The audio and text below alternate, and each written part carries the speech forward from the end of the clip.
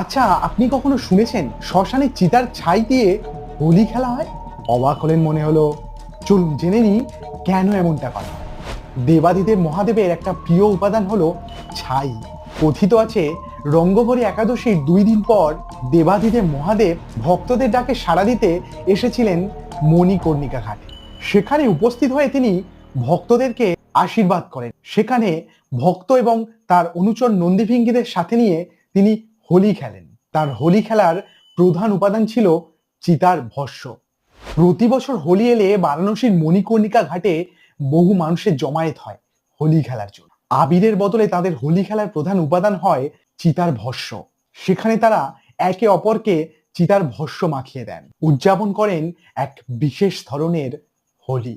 তার নাম মশান হোলি, কেননা চিতাভস্যের অপর নাম মশান।